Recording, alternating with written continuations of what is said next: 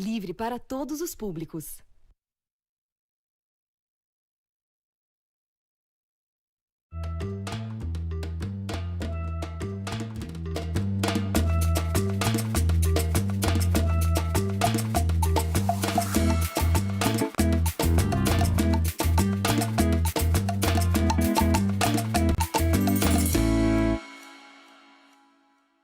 Olá, pessoal. Segunda-feira, 2 de dezembro, começa mais um Bom para Todos ao vivo aqui na TVT, com a análise das principais notícias e os destaques do dia. Lembrando que estamos ao vivo também pelo YouTube e Facebook, no canal da Rede TVT. Participe pelas nossas redes sociais. Vamos às notícias. Familiares contestam a versão da polícia de que jovens teriam morrido pisoteados em Paraisópolis. 9 jovens entre 14 e 23 anos morreram encurralados numa viela depois que policiais militares entraram na favela por volta de 3 horas da manhã de domingo.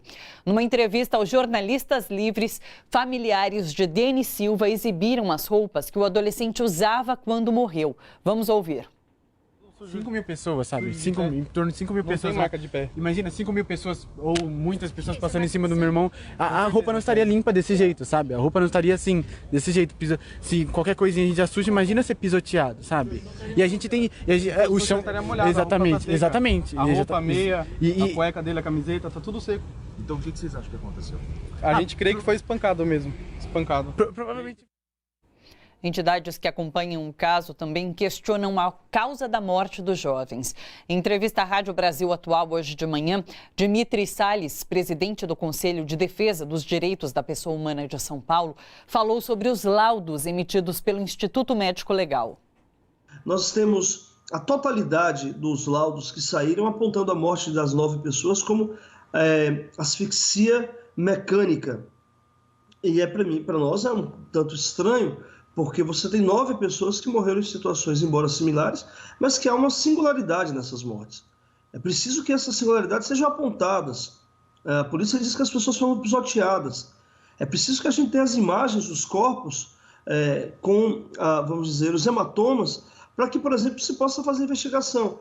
Se pisoteadas, por exemplo, há marcas de coturnos, a gente tem imagens da polícia pisoteando pessoas. Essas questões têm que ser esclarecidas. Nós não fomos recebidos por nenhuma autoridade ontem no ML. O diretor, a pessoa que respondia pelo ML, pediu que nós procurássemos a instituição no dia de hoje, mas para a gente não fazia sentido algum procurar no dia de hoje por uma razão simples. Os corpos já estavam sendo entregues para suas famílias para que pudessem fazer o velório, a despedida e serem sepultados, o que certamente resultará numa extinção, vamos dizer assim, da materialidade da prova. Além dos 9 mortos, outras 12 pessoas foram atendidas em hospitais da zona sul de São Paulo, onde fica Paraisópolis. A polícia afirma que entrou na comunidade numa perseguição a 2 suspeitos que estariam numa moto e que a polícia teria sido recebida com pedradas e garrafadas. Mas os moradores contestam essa versão. Vídeos feitos pelos próprios moradores e postados nas redes sociais revelam a violência contra os frequentadores desse baile funk. Os jovens foram cercados e encurralados nessa viela. A PM efetuou disparos e agrediu pessoas que já estavam dominadas, como mostram as imagens. A Polícia Civil ouviu ontem 6 PMs que participaram dessa ação. E hoje começam a ser ouvidas testemunhas, sobreviventes e familiares das vítimas. Bom, sobre esse massacre, a gente conversa agora com Maria Tereza Cruz, que é editora e repórter da Ponte Jornalismo, que está acompanhando os desdobramentos do caso e as investigações. Oi, Maria Tereza, tudo bom? Olá, Thalita, tudo bem? Olá para o pessoal que está nos assistindo. Maria, como a gente mostrou aqui, então existem versões e a versão da polícia está sendo contestada. Inclusive tem relatos de familiares que foram até o IML e não puderam ver o corpo das vítimas. Então tem alguma coisa acontecendo, tem alguma coisa estranha que precisa ser investigada de fato. Eu queria saber de você, da Ponte Jornalismo, que tem acompanhado esse caso, sobre qual aspecto é preciso que a gente fique atento nesse caso. Nossa, Thalita, ótima pergunta, são muitos, né? Como você bem disse, vocês fizeram um arrazoado bem importante no começo aí do programa, tem pontas soltas. Então, vamos começar. Eu tive acesso, a última reportagem que a Ponte publicou do caso foi há pouco, fui eu que fiz, eu tive acesso aos depoimentos, os primeiros depoimentos dos policiais envolvidos na ação e dos policiais que entram como testemunha em boletim de ocorrência, é uma coisa de praxe, que chegaram até a delegacia para fazer o registro da ocorrência. E esses pelo menos 4 policiais que estavam, que participaram dessa suposta perseguição a essa moto com 2 ocupantes, enfim, na Avenida Hebe Camargo, bem próximo da comunidade, um dos acessos à comunidade, nesses testemunhos existe uma marca muito curiosa, que é esta versão, ou seja, eles retiram qualquer responsabilidade deles pelo tumulto, por eventuais disparos, por tudo, e imputam totalmente as mortes ao baile funk, à situação que estava acontecendo lá e a essa suposta perseguição policial. Então, esse é o primeiro elemento que a gente tem que tomar cuidado. É uma narrativa que se repete nos depoimentos e que, inclusive, se repetiu da boca do governador João Dória, que concedeu uma coletiva há pouco. Ele mudou, observem que ele modulou, ele modificou o tom, né? Ontem ele falava em apuração rigorosa. Hoje ele já disse, presto solidariedade às vítimas, mas não foi a polícia que é responsável. A polícia não tem responsabilidade pela letalidade ou pelo resultado morte da ação. Fazendo que o próprio delegado do 89, como eu disse, que registrou o boletim de ocorrência, fez, que é o que a gente chama de análise precoce ou uma conclusão muito atabalhoada, sem esperar os laudos. No registro do BO, outro elemento importante, Thalita, há na fala dos policiais a declaração de que havia vítima com marca de tiro, entendeu? Então isso já aparece no BO. Entanto, na sequência eles dizem, mas não fomos nós que atiramos. Nós não efetuamos disparo nenhum. Os disparos, quem efetuaram foram os meliantes, os suspeitos, né? Eles usam a palavra meliante, mas seriam os tais suspeitos que teriam se escondido no fluxo do baile funk. Então, esse é o primeiro elemento, né? Que merece observação.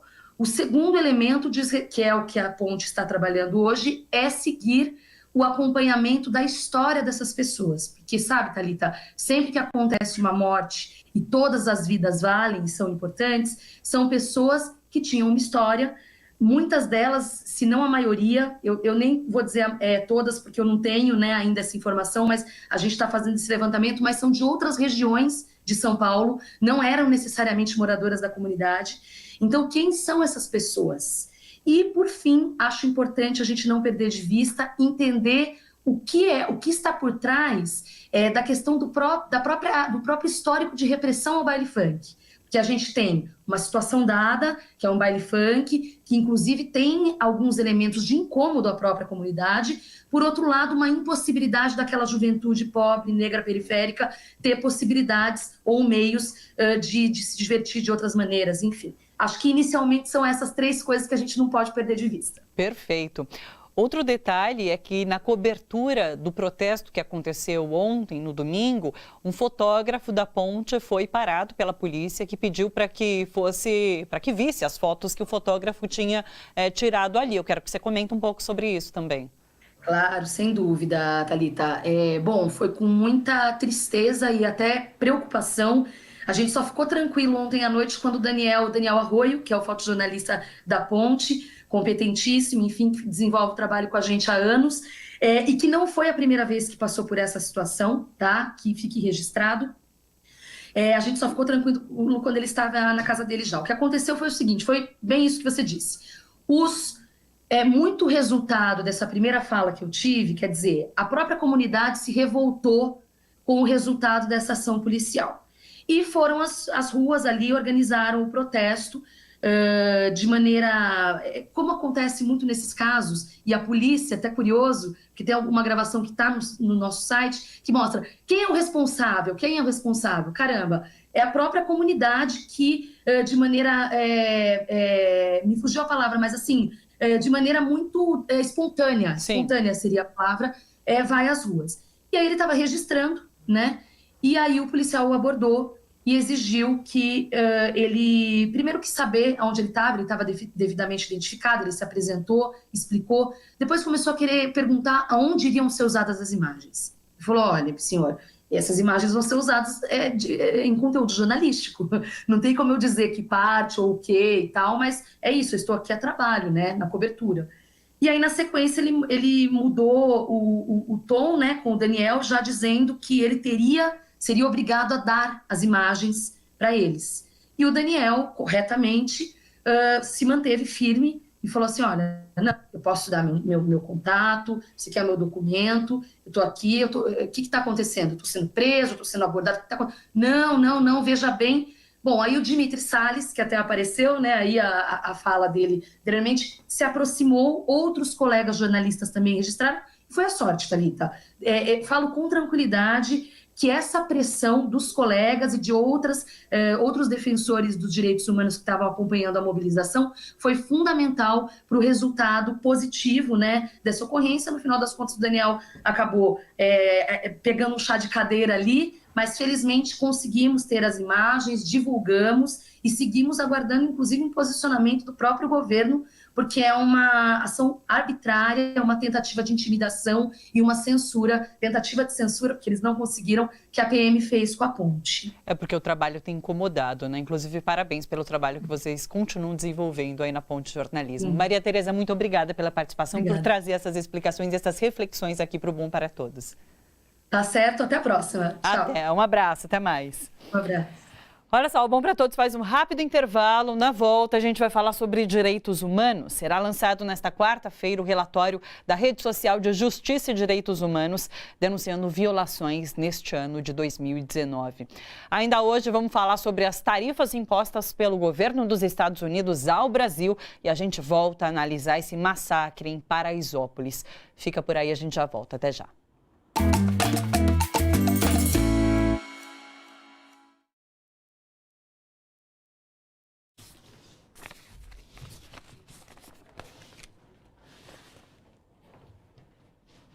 Oi, pessoal, boa tarde para todo mundo que acompanha a gente pelas redes.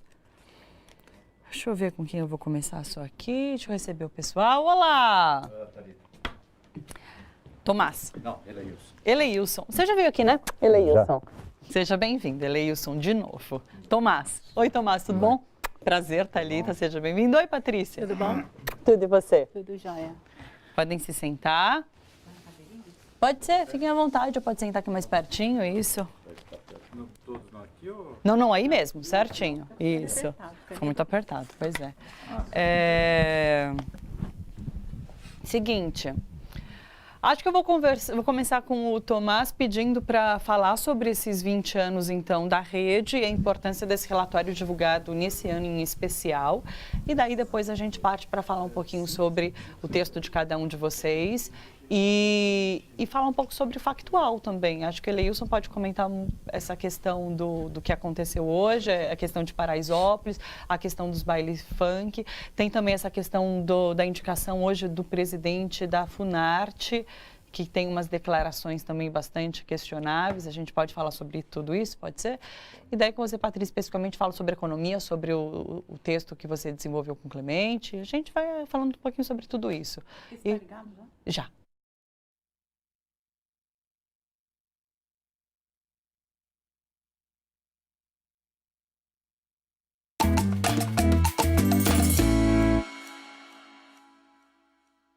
Bom para todos de volta ao vivo.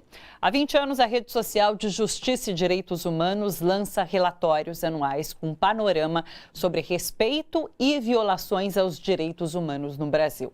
Nesta quarta-feira, 4 de dezembro, será lançada a edição 2019 do relatório, contendo artigos e análises sobre diferentes áreas. Aqui no estúdio recebemos 3 autores que participam do relatório, trazendo avaliação sobre a área em que atuam. Estamos com o economista Tomás Ferreira Jensen, assessor de movimentos sindicais, membro do Conselho Consultivo da Rede Social de Justiça e Direitos Humanos, a Patrícia Lino Costa, economista do DIEESE, e Eleilson Leite, que é coordenador de cultura da ONG Ação Educativa. Sejam muito bem-vindos, muito obrigada pela presença de todos vocês. Eu vou começar com o Tomás, eu quero que você explique, então, são 20 anos de atuação e com um relatório nesse ano, que é um ano de muitas violações. Posso antecipar isso? Sim, obrigado pelo convite. Sim, a gente está, esse ano coincide, né? São 20 anos da rede social e é a 20ª edição desse livro que faz apresenta, né, violações de direitos humanos em diversos campos aqui no Brasil, né? Depois a gente vai ter ilustração disso. Então a rede social, o trabalho que tem desenvolvido nesses 20 anos é justamente articular uma rede de movimentos sociais, né, enfim, de juristas, em defesa dos direitos humanos, né? Então a gente faz assessoria jurídica, organiza, enfim, petições e encaminha denúncias de direitos humanos a organismos internacionais, fazemos acompanhamento jurídico também em julgamentos de pessoas que estão sendo perseguidas aqui no Brasil, né? E temos esse trabalho de divulgação para a sociedade, na imprensa, das violações, né? Uma forma de dar voz aos que são historicamente silenciados aqui no Brasil. O papel do relatório é esse. Então a gente trabalha as violações aos direitos humanos no campo econômico, social, cultural, né? Dos povos indígenas, quilombolas, é uma grande diversidade, né? Temas de gênero. E como você fala, né? Nós vivemos, nesses últimos 20 anos, um agravamento, né? Das violações aos direitos humanos, mais explicitamente nos anos mais recentes, né? Mas inegavelmente como as violações aos direitos humanos no Brasil, elas têm um fundo estrutural, né, da nossa herança colonial nunca superada, né, enfim, das nossas desigualdades econômicas que são fruto dos séculos de escravidão também ainda não superados. Então nós temos um processo de contínuas violações, né, que no momento atual se agravam, né, quando de fato a gente tem uma orientação explícita, né, de atacar, né, o movimento sindical, os trabalhadores sem terra, os trabalhadores sem teto, enfim. E no campo cultural, né, como a gente tem visto, as manifestações elas chegam aos graus de absurdo aí que a gente tem lido diariamente. Claro. A gente discute direitos humanos hoje aqui no estúdio com um episódio como o desse final de semana, com a morte desses 9 jovens no que está sendo chamado de massacre cometido pela Polícia Militar do Estado de São Paulo. E a gente sabe que João Dória assumiu em São Paulo falando sobre a polícia agora vai atirar para matar. E a gente ainda vai descobrir se foi a partir de tiro, se foi nessa questão de pisoteamento, como que se deu a morte dessas 9 pessoas. Mas, de qualquer forma, é uma violação grave aos direitos humanos. Elício, eu queria que você falasse um pouco sobre isso. Infelizmente, boa tarde, obrigado pelo convite. Mais uma vez estar aqui falando do relatório, que é absolutamente necessário para quem quiser se atualizar sobre a realidade brasileira de uma forma crítica, aguda e consistente, leia o relatório da Rede Social de Justiça, que será lançado quarta-feira no Sesc Bom Retiro, às 19 horas. Não perca, você que está nos ouvindo aí. Nos vendo e ouvindo na Brasil Atual, não, né? Esse horário não é hoje só na TVT. Só na TVT. Bom, então, infelizmente a gente está fazendo essa conversa sobre o impacto do que ocorreu em Paraisópolis na madrugada de sábado para domingo. Sim. Ali há um fluxo, né? Que eles chamam fluxo, não é... a gente pensa no Rio de Janeiro, os bailes funks normalmente são em locais de baile. O fluxo é na rua, né? E Paraisópolis tem essa característica. Ela tem uma avenida enorme, que é Ernest Renan. Ela tem uma outra que cruza, que eu não me fugiu o nome, mas essa é bem grande, é onde fica o comércio, tem até lojas de comércio grande lá, e é uma ladeira enorme. E aí vai de cima embaixo, e com vários carros com porta-malas, e em torno disso a galera vai se reunir, a juventude vai se reunindo e faz essa festa. Ela acontece às sextas e os sábados, assim. E no sábado com maior frequência. É um ponto de encontro, é um fluxo, como diz, assim, como o nome sugere, é uma apropriação por parte dos jovens, sobretudo, de um espaço da comunidade que é deles. Sim, já que não existe um espaço cultural, exatamente, na região. Exatamente. E ainda Paraisópolis, né, que as pessoas conhecem, talvez quem não é de São Paulo, ela não fica exatamente num território periférico, ela fica, inclusive, encravada num bairro nobre, né? Sim. Ela fica para cá da ponte, né? A gente costuma, no sentido da Zona Sul, chamar de periferia, que é depois da ponte, sobretudo depois que o Racionais consagrou a expressão da ponte para cá. Bom, mas enfim, aí o que aconteceu, pelo que tudo indica, foi uma ação coordenada da polícia que, segundo relatos de pessoas, de testemunhas e pessoas da comunidade, já havia um tensionamento ali, né? E parecia que uma ação desse tipo era iminente. Sim, e ela de fato aconteceu. Os fatos vão ser apurados, evidentemente. Sim. A gente não cabe aqui a gente ficar fazendo também afirmações sem as devidas provas, mas a gente se baseia nos relatos das pessoas de lá, inclusive líderes comunitários. Sim. Nós da Ação Educativa temos ações em Paraisópolis, fizemos um projeto de grafite, inclusive na Rua do Fluxo, recentemente. Então, o que aconteceu ontem, infelizmente, coloca em evidência de um modo trágico o que é a violação do direito à cultura nas periferias. Daí a gente entra no tema do seu artigo, que é guerras culturais. Exatamente. Eu dei esse título porque eu acabei pegando a discussão em nível federal, Sim. que o presidente Jair Bolsonaro, ele adotou uma tática de guerra cultural, que é aquela seguinte: ele botou no discurso as questões de valores simbólicas como tema, né? E alguns dizem até que é um truque dele, né? Para deixar que o Paulo Guedes trabalhe as questões econômicas aí, que depois o Tomás e a Patrícia podem falar melhor. E aí ele cria uma celeuma, ele cria uma crise, uma afronta com os artistas, por exemplo, e toma ações como no início do ano foi o Carnaval, né? Se vocês lembrarem, está lá no meu artigo. Quer dizer, ele chegou a publicar no Twitter um vídeo pornográfico dizendo que o Carnaval espelhava o Carnaval, Sim. enfim. Então ele elegeu a cultura como um tema de embate, de confronto, porque pega as questões de costume, que é a pauta deles. Aí eles atacam os feminismos, né? Enfim, a comunidade LGBT, os negros, eles pegam por aí, porque o ativismo LGBT dos negros, das mulheres, está muito no campo da cultura. Isso está sendo uma coisa muito interessante. Por via ação cultural, esses grupos estão se manifestando. A gente tinha uns saraus na periferia, mas tem muito islã agora. Sim. Os islãs, que não são só na periferia, eles são um veículo de manifestação, por exemplo, das mulheres negras. É muito comum. Eu vou em muitos islãs, até por deveres de ofício, e percebo isso, né? Então ele elegeu aí. E já é um estudo nos Estados Unidos, lá dos anos 80, que definiu isso como guerra cultural. Sim. Então, o Bolsonaro fez guerra cultural. Agora, ele faz guerra cultural no discurso, mas lá em Paraisópolis a guerra foi lá no chão. Claro. Foi no beco e na viela. Sim. E aí é que o negócio pega, né? A gente já volta a esse assunto, vou passar para a Patrícia. Patrícia escreveu um artigo junto com o Clemente Ganslúcio, também do Diese, que chama Brasil, um resumo de 20 anos do mercado de trabalho. O que vocês apontaram nesses 20 anos de trabalho, especificamente nesses últimos anos, com reforma trabalhista, precarização? Eu acho que, primeiro, também quero agradecer a oportunidade de estar aqui. O Clemente também gostaria de estar, infelizmente não foi possível. E o que a gente percebe é exatamente a mudança na trajetória.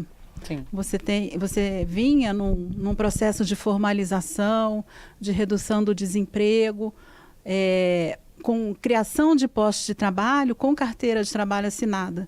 E que, inclusive, ia contra um discurso que já tinha, desde a década de 90, de que a CLT seria um problema para a geração de empregos no Brasil. Mas no momento que você faz um olhar que visa o desenvolvimento, o crescimento não só da economia, mas também o desenvolvimento, né, dando oportunidades, acesso a crédito, redistribuição de renda, como foi feito, você gera, sim, um momento de crescimento com criação de carteiras, de vagas com carteira de trabalho assinada, sim. Com aumento de renda, com redução de desemprego, colocando a economia num ciclo virtuoso.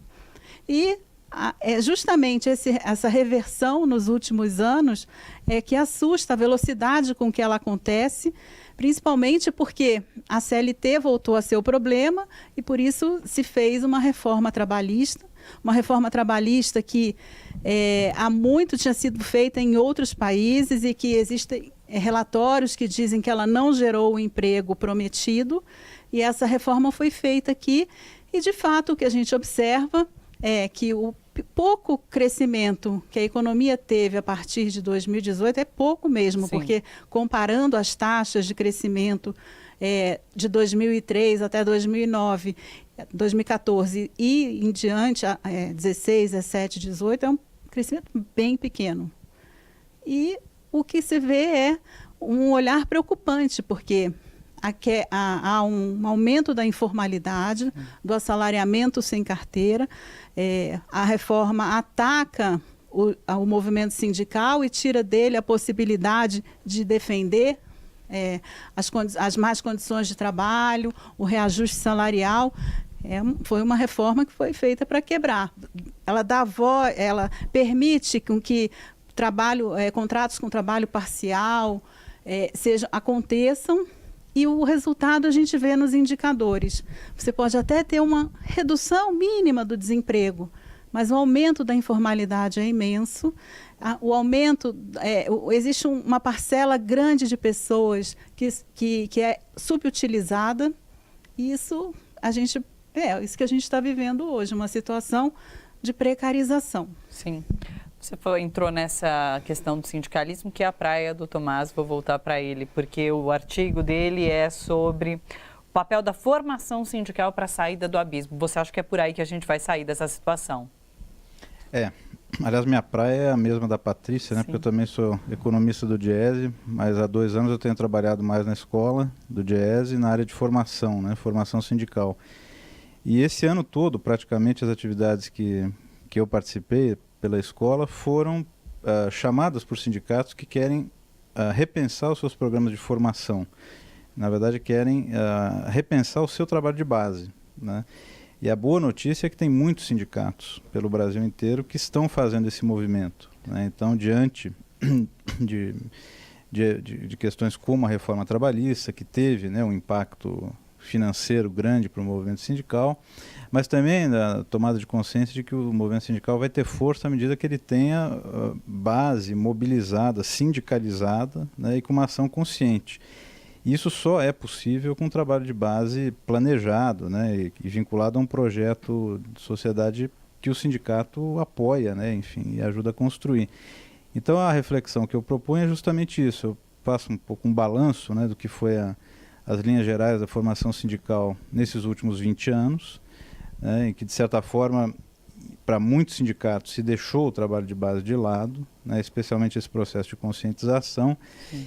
E a partir dessa experiência que a gente tem tido a partir lá da escola do Diese, a gente vai tentando construir um pouco algumas referências político-pedagógicas que nós temos procurado dialogar com o movimento sindical, né? Então a nossa referência principal é o trabalho de base com educação popular, né, que recupera e atualiza, né, Paulo Freire, né, os seus princípios político-pedagógicos, e procurando entender como é que isso tem feito sentido para o movimento sindical, né, especialmente a necessidade da escuta da categoria e do movimento sindical conseguir se colocar, né, como educador, né, dialogando com o que vem da categoria e construindo junto um caminho novo de mobilização. E, infelizmente, né, ao longo desses anos, a gente foi deixando de escutar, e quando a gente começa a escutar, a gente vai descobrir que muita gente que é trabalhador, enfim, que vive do salário, votou, por exemplo, no Bolsonaro, né? E agora as consequências estão aí, né? Quer dizer, você tem um preço da carne avançando, né? Enfim, você tem uma agenda econômica que não tem nada para os trabalhadores, né? O objetivo é simplesmente gerar negócios através de privatizações, do que for, né? Bola da vez é o saneamento básico agora, vamos transformar isso num negócio para o capital estrangeiro. Então, escutar a base, né? Escutar a categoria e saber dialogar com essa realidade, com essa visão de mundo, né, que a categoria tem, e transformar isso numa ação sindical mais enraizada, mais consequente, que de fato coloque o movimento sindical de novo como um movimento social que disputa na sociedade um projeto de construção de nação. Ao mesmo tempo que essa desorganização do trabalho dificultou a atuação dos sindicatos, a gente vê, por outro lado, há notícias, por exemplo, nos Estados Unidos, que motoristas do Uber estão tentando se sindicalizar, estão tentando criar ali um sindicato e se organizar de alguma forma. Então, tem esse lado positivo de que as pessoas vão passar a buscar os sindicatos para conseguir ter mais direitos do que é oferecido de outra forma. Vocês veem essas possibilidades? A gente vê que existe a necessidade de uma organização e há também uma necessidade de se conhecer essa categoria, né? Quem são esses motoristas, como que eles vivenciam isso. Então, tem vários estudos sendo feitos no sentido de tentar organizar e conhecer principalmente essas categorias. A gente tem várias novas, né? Esses entregadores são pessoas que vivem uma situação muito precária, porque não ganham muito pouco, trabalham horas e horas e arriscam a vida correndo no meio dos carros. Então, existe a necessidade, há uma mudança efetiva no mundo do trabalho que é necessário que se conheça para que se possa organizar. Não tem outra maneira, né, Tomás? Eles têm que se organizar. Há necessidade de uma organização para que as pessoas possam agir em cima dessa realidade que está se formando. Sim. Isso se estende a outras categorias também?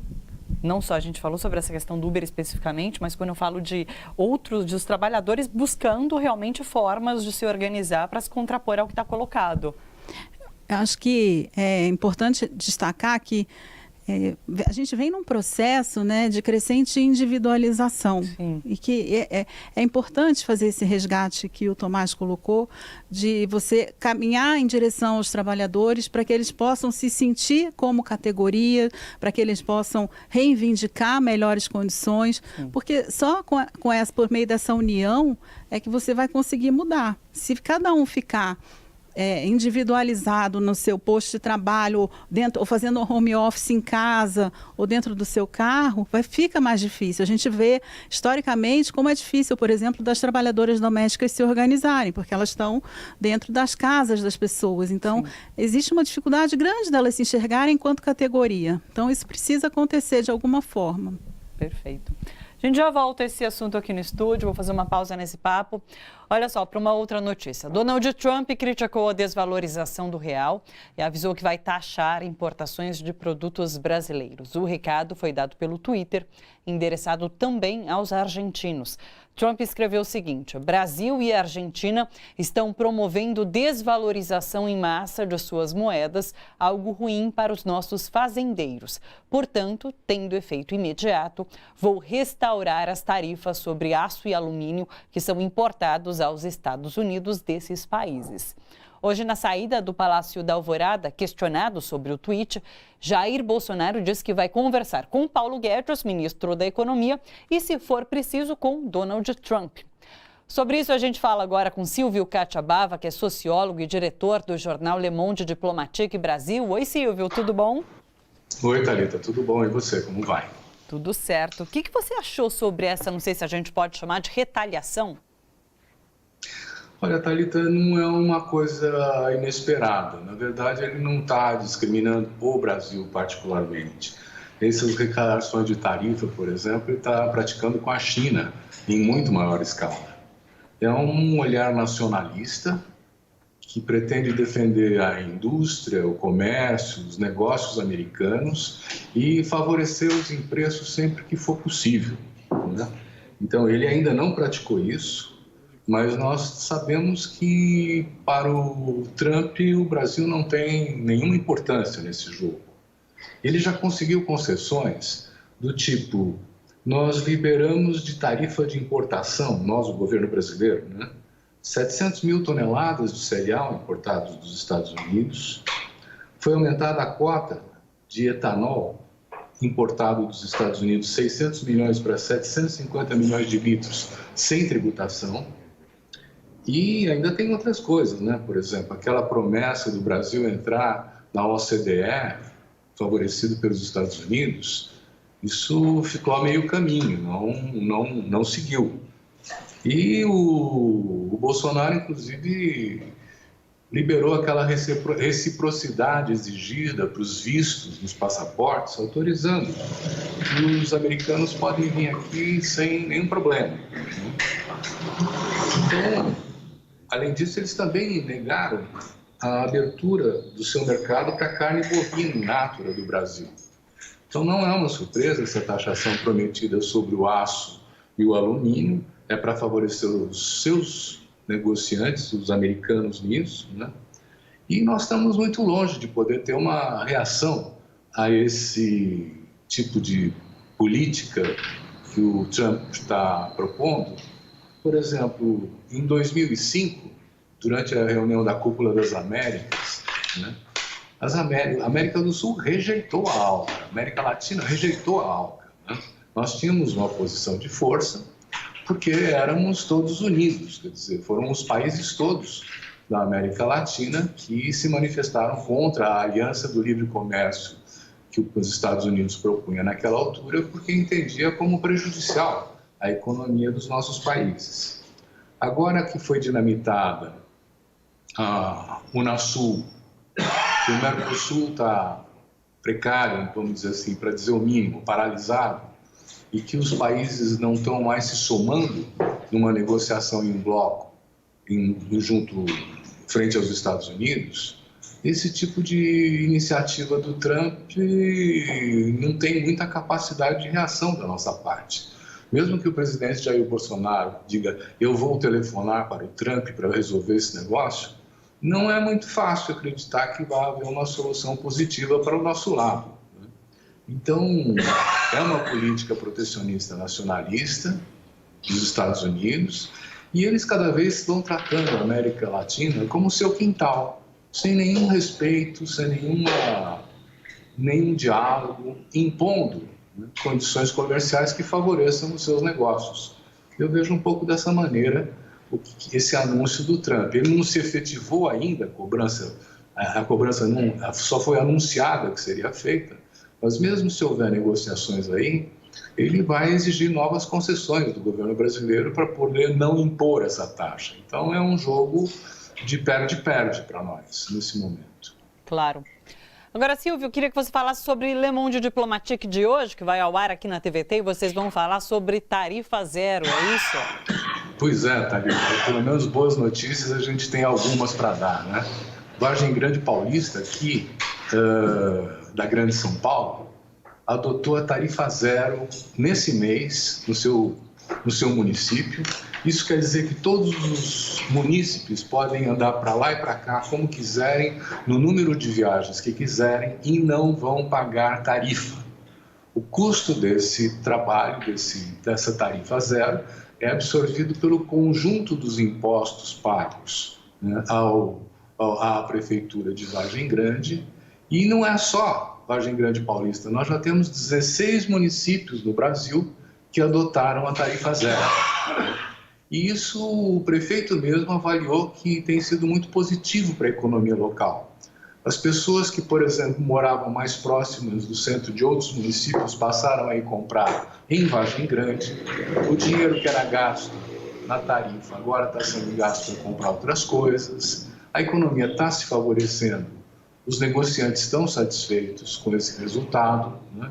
E nós temos mais um exemplo que pode demonstrar, inclusive, as cidades do porte de Campinas, de Santo André, de São Paulo, que já lutaram pela tarifa zero em outras gestões, que isso é possível, né?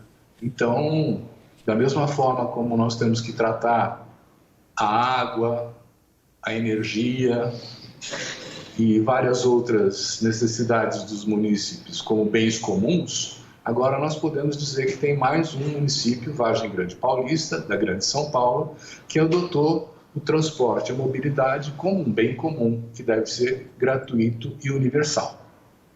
Pelo menos uma boa notícia, né, Silvio? Que ótimo. Pois é, né? Nós estamos precisando mesmo. Né? É isso, Le Monde Diplomatique vai ao ar hoje às 10 horas da noite. Não percam esse debate super interessante. Silvio, muito obrigada. É um prazer. Um beijo, até mais. Tchau, tchau. Tchau. Bom, para todos, faz agora um rápido intervalo. Fica por aí, a gente já volta.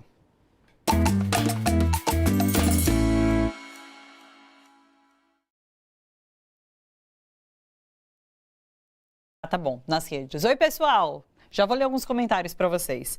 Eleison, vou voltar com você falando um pouco sobre essa questão da Funarte, pode ser? A gente fala nessa guerra cultural, o que significa, então, a nomeação dessa pessoa hoje com esses pensamentos.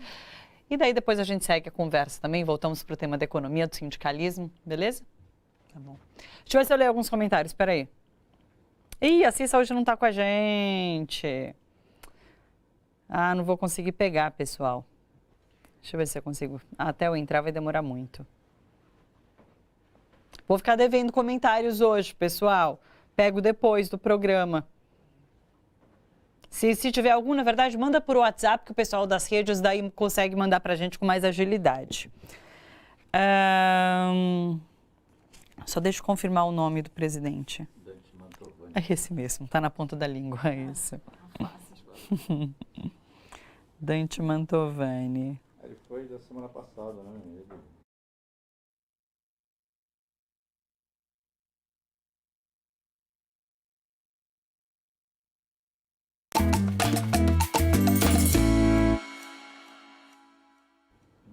Bom para todos de volta ao vivo. A Rede Social de Justiça e Direitos Humanos lança nesta quarta-feira, 4 de dezembro, o relatório de 2019 com um panorama de violações. Aqui no estúdio estamos com o economista Tomás Ferreira Jensen, do Conselho Consultivo da Rede Social de Justiça e Direitos Humanos, Patrícia Lino Costa, que é economista do DIEESE, e Eleilson Leite, que é coordenador de cultura da ONG Ação Educativa. E é com Eleilson que eu volto. Eu quero saber qual a sua opinião sobre o novo presidente da Funarte, que pelo menos na imprensa saiu hoje o nome dele, é o músico Dante Mantovani, e ele já veio com uma declaração assim, que pegou todo mundo, deixou todo mundo em choque, que o rock ativa a droga, que ativa o sexo, que ativa a indústria do aborto, disse ele. Nossa, ele acrescentou. Tem a frase completa, porque na manchete estava só essa questão da... Ele acrescentou essa coisa do aborto, né? Porque também o rock era associado, né? Sexo, drogas e rock and roll, né? Não tem nenhum problema ele falar nisso, né? Não, e depois ele disse que também leva a práticas satanistas, né? Nossa, tem esse então também tem adendo isso, a isso tudo. Exatamente, né? Black Sabbath, né? Ozzy Osbourne, enfim. Bom, eu imagino que ele não deva pensar do hip hop, né? Do rap, né? Do samba, do funk, então. Acho que ele não nem se dá né? Ele pode dizer, nem vou me dar o luxo de comentar, né? Porque o rock ainda tem suas vertentes, assim, de pegar o rock progressivo, né? Pink Floyd, né? Tem músico... Outro dia, ele que é músico de erudito, né? Sim. No Allianz Parque, na área de ginásio, teve um concerto de uma orquestra, cujo nome eu não vou me lembrar, mas que tocou Led Zeppelin, né? 2 horas de Led Zeppelin, que é uma das maiores bandas de rock lá dos anos 70 e tal. Recentemente, o Criolo se apresentou, Nelson Sargento se apresentou com participação do Criolo com uma orquestra sinfônica de Campinas. Então ele devia ouvir alguns dos seus colegas, ele devia ouvir o Villa-Lobos, né? Que foi, né, um músico erudito que fez essa fusão, atuou na Semana de Arte Moderna de 22, né? Então, de fato, ele está muito fora do que é a tradição brasileira, né? Que a música popular brasileira ela é tão pungente e criativa que atrai a música erudita. Sim. A música erudita ela se valoriza ao se aproximar da música popular, inclusive do rock, né? Agora, o nome como o dele e com essas declarações está dentro desse aspecto das guerras culturais. Mas piorou em relação à ocasião em que eu entreguei o artigo, né? A gente entrega os artigos ali por setembro, né, Patrícia? E aí as coisas pioraram, é incrível, né? Porque, assim, a Secretaria Especial de Cultura, né, que era antigo Ministério da Cultura, já foi reduzido para uma secretaria, mas manteve a sua estrutura.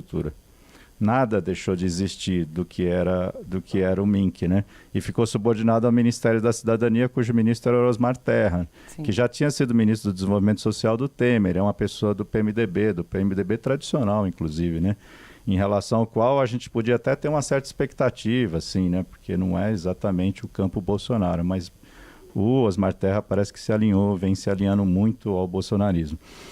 E ele tinha o Henrique Pires Medeiros, que é um ativista cultural de Pelotas, de Porto Alegre, ligado ao livro e à leitura e tal, uma pessoa séria, a ponto que pediu demissão diante do veto do presidente a duas produções de vídeo que ganharam o edital do governo federal, né? Que é um assunto, se der tempo a gente fala disso.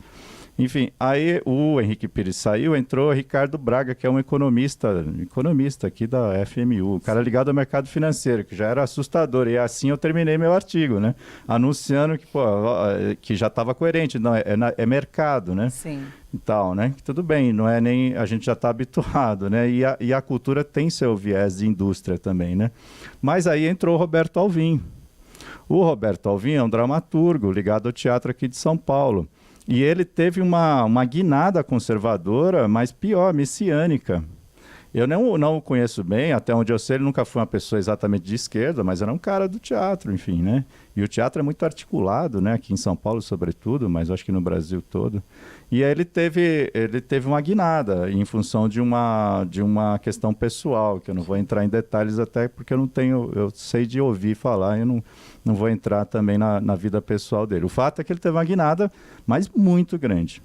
E ele foi primeiro coordenador do Centro de Artes Cênicas da Funarte, na gestão anterior. Já é o terceiro secretário, teve mais secretário do que o Palmeiras teve de técnico esse ano.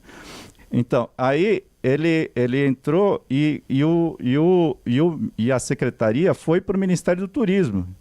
Então, imagina, se na cidadania ela já tinha um status que tinha, agora no Ministério do Turismo, sim, cujo ministro, segundo a gente sabe pela imprensa, né, tá ali para poder ter fórum privilegiado e ficar livre, né, e ficar dos laranjal do PSL. Sim. Então, você imagina o que é. Agora, ele tem uma missão. A missão dele, ele diz lá, é de promover uma cultura que seja de direita. De direita e ligada, associada às tradições, segundo ele, judaico-cristãs do Brasil. Ele diz isso eu não estou fazendo, está escrito em qualquer lugar. Ele teve recentemente, ele demorou para nomear seus auxiliares, porque ele teve na Europa, numa reunião da Unesco, onde ele fez escândalos lá, tá? Deixou a imagem do Brasil muito prejudicada com as atitudes dele nas reuniões da Unesco na Europa recentemente. E ele nomeou esse Dante, agora até esqueci o nome dele.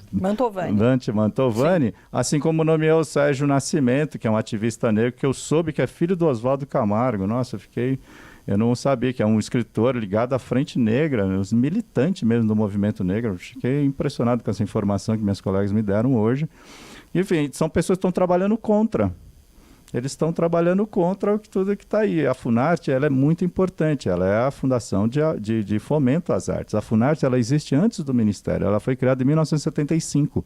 O Ministério da Cultura foi criado em 85. Então, ela tem a capilaridade, tem 10 escritórios regionais, enfim, faz editais, tem seus espaços culturais. Aqui em São Paulo, é o Teatro de Arena da Funarte. Fora o espaço lá no Bom Retiro, na Alameda Nótima. Tem exposições, você imagina aquilo vai virar o quê? Um templo religioso, né? Enfim. Então, é uma ação coordenada radical. O que a gente está vivendo hoje, eu estou alertando as pessoas que vão ter contato com o texto que eu fiz no relatório, está pior. Infelizmente, está pior. É radical. A ação que está se vendo hoje é radical. E agora mesmo sim, sem disfarces. E é muito complicado você pensar assim, o Ministério da Cultura nunca teve lá sua grande importância, 1% do orçamento. Agora, como secretaria tal, ainda assim, gente, a Secretaria Especial da Cultura tem duas coisas fundamentais. Tem a Ancine, que tem um fundo com que gira, que já teve quase R$1 milhão de reais. E tem a Lei Rouanet, tem o PRONAC, que é, né? A Lei Rouanet. A Lei Rouanet, ela aprova anualmente mais de 1 bilhão de projetos, nem todos captam. Então, o poder que ela tem de ativar o mercado, ativar a cultura. Então, mesmo numa condição precarizada como ela está, ela tem poder. E esse poder, pelo que a gente está vendo, vai ser usado para combater, para promover uma arte conservadora. Sim. Para dizer o mínimo. Sim. Tomás. Então, por isso que o Dante fala isso. A Patrícia falou sobre esse aspecto da individualização, né? Em muitas conversas que a gente tem aqui no estúdio sobre aspectos, áreas diferentes, a gente tem trazido esse tema, né? De que muitos se individualizaram e a gente precisa voltar a buscar o coletivo. E isso é um pouco do que é o sindicato, do que o sindicato precisa buscar, é voltar às bases para voltar a fazer essas discussões em termos coletivos. É um pouco disso. Existe uma crítica, inclusive, aos partidos mais progressistas de terem esquecido das bases, de precisar retornar às bases. E o sindicato também pode fazer isso. Através do sindicato, talvez que a gente chegue a essas bases. Sem dúvida, né? Historicamente, os sindicatos surgem para isso, né? Sim. Uma organização de trabalhadores com caráter reivindicatório, né? Mas que articulam depois, ao longo da história, uma dimensão jurídica muito importante, né? E também depois política e social, né? O movimento sindical brasileiro tem uma contribuição enorme né, a cidadania, inclusive na Constituição de 88, né, as centrais sindicais foram fundamentais no processo constituinte para pressionar os deputados constituintes que conseguiram, né, enfim, geraram uma Constituição que, de certa forma, estruturou, né, todo esse crescimento econômico com alguma redução de desigualdade nesses últimos 30 anos. Né, e foi muito por força da pressão do movimento sindical, que enfim, entendeu esse papel social, né? A política de valorização do salário mínimo, né, que tem uma origem também no diálogo com o DIEESE, é uma expressão, talvez a máxima, né, de uma política social ampla, né, mas que sem o movimento sindical, sem as centrais sindicais liderando e levantando essa bandeira em marchas a Brasília, jamais teria saído. E é uma política que tem um impacto para trabalhadores que a maior parte deles, inclusive, nem são sindicalizados, né? E teve uma contribuição enorme para a redução da desigualdade no Brasil. Sim. A educação popular freiriana, que nós temos trabalhado no DIEESE, ela tem uma intencionalidade de organização popular, né? O próprio Paulo Freire dizia, né, que a educação popular é também uma metodologia de organização popular, né? Só que uma organização popular consciente, crítica, né? E, de certa forma, por isso que o Paulo Freire também é alvo dessa guerra, né, que a gente está vivendo aqui no Brasil, dessa ditadura, né, porque tudo que seja algo que leve as pessoas a refletirem criticamente ou a experimentarem a cultura, a criação, né, vai ser alvo desse governo. Então, Paulo Freire está nisso, reflexões críticas sobre a economia brasileira estão nisso, né? Eles trabalham com a ignorância, né? Não só aqui, mas esse próprio tweet, né, do Donald Trump que a gente viu, é uma coisa... O próprio Donald Trump não sabe o que está escrevendo, né? Porque a desvalorização do real tem muito a ver com a decisão do Banco Central dos Estados Unidos de reduzir a taxa de juros, né? Por isso que também a nossa moeda aqui vai se valorizando, vai se desvalorizando. Pelo jeito que ele fala, parece uma ação deliberada do governo brasileiro. Eu vou subir o... É uma forma de... Você não precisa ter um AI-5 decretado, mas você vai mantendo um cenário de ignorância em todos os aspectos do debate.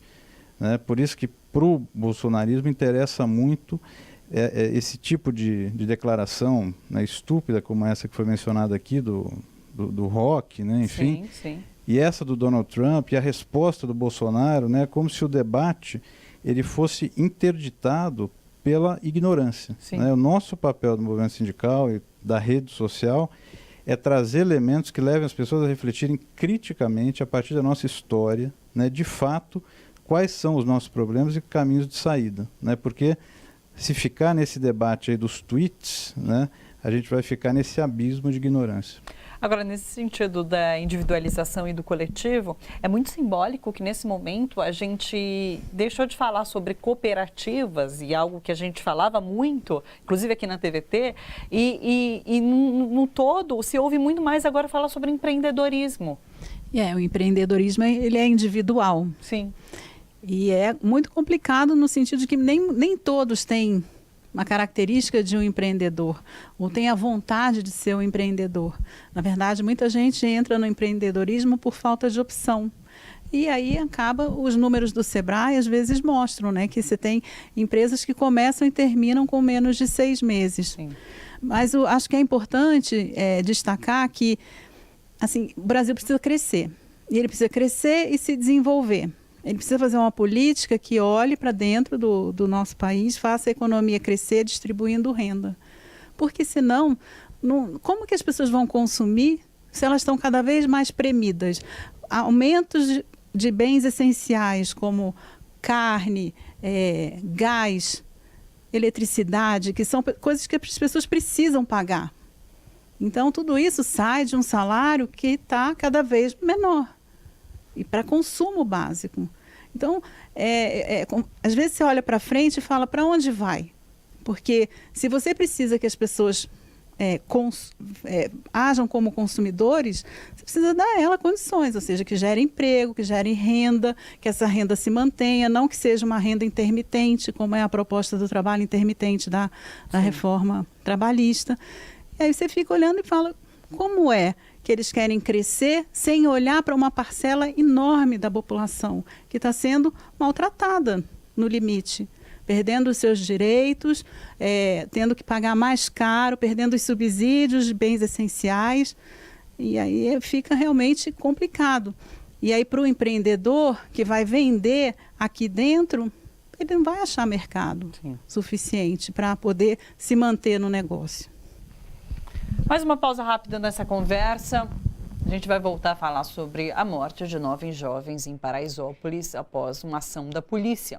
E vamos entender como a notícia pode levar à criminalização das vítimas e como a grande imprensa tem tratado esse episódio. Nós conversamos com a linguista Letícia Salorenzo. Oi, Letícia, tudo bom? Olá, tudo bom, Thalita? Tudo certo. Letícia, eu vi muitas notícias trazendo no título a questão da tragédia e poucas falando sobre um massacre, uma chacina, que ao meu ver tem uma relação maior com a questão da responsabilidade. Mas você é especialista, você que fala.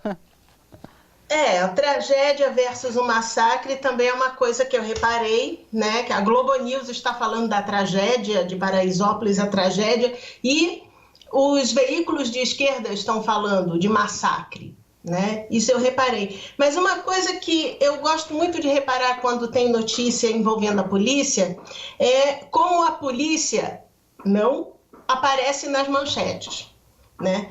Tem muitos casos disso. Ontem, por exemplo, eu peguei 6 manchetes que saíram na hora e eu observei que 2 delas me chamaram muita atenção. Por exemplo, a da CBN. Baile funk termina em ao menos 9 mortes na favela de Paraisópolis, em São Paulo.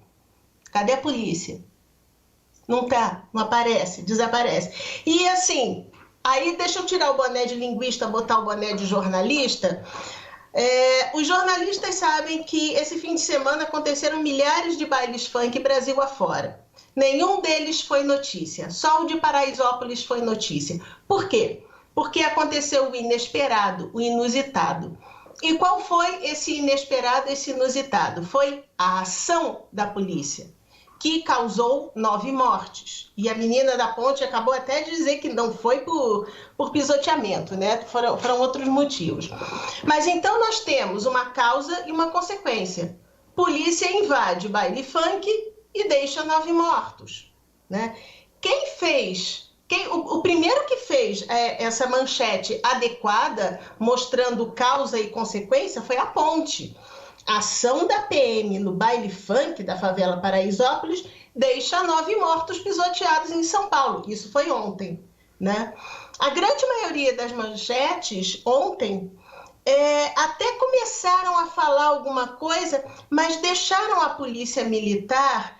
É o que a gente chama, tem uma área da gramática que estuda isso, que é a pragmática, que é a organização dos constituintes da frase, a organização dos constituintes. Então você pode dizer, eu tomo café todo dia, como você pode dizer café, eu tomo todo dia. Isso pode parecer que não faz diferença, mas isso faz uma diferença muito grande.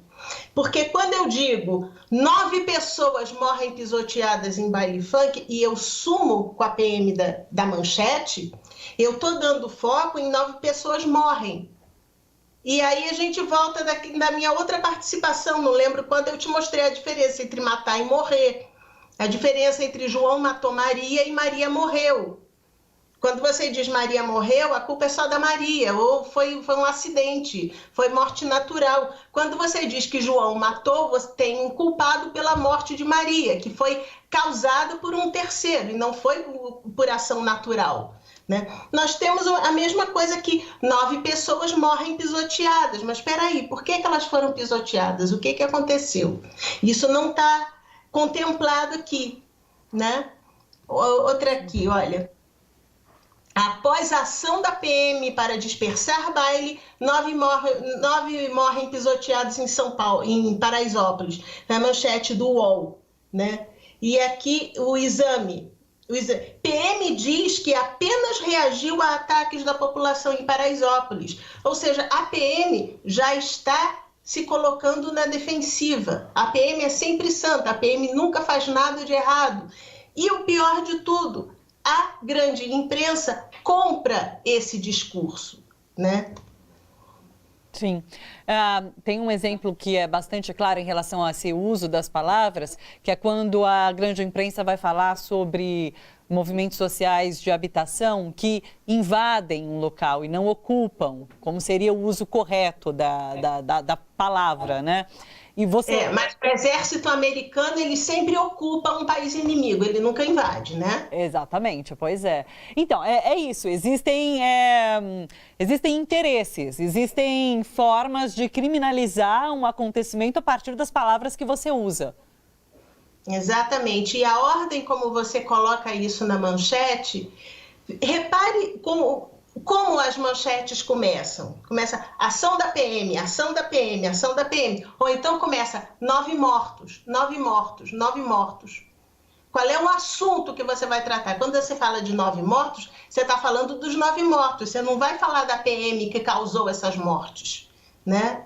Sim. Isso é muito importante a gente prestar atenção e principalmente, se ainda tem algum jornalista de grande imprensa que está me ouvindo, por favor, gente, vamos prestar atenção nisso, para de cair nessa esparrela. Às vezes parece que eles caem de inocente que são, sabe? Eles pegam o press release da polícia e publicam e pronto, está feito. Só que isso não é jornalismo. Sim.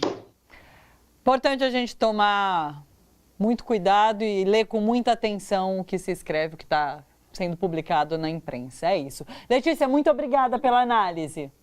Até a próxima. Tchau, tchau. Até a próxima. Um beijo. Tchau, tchau.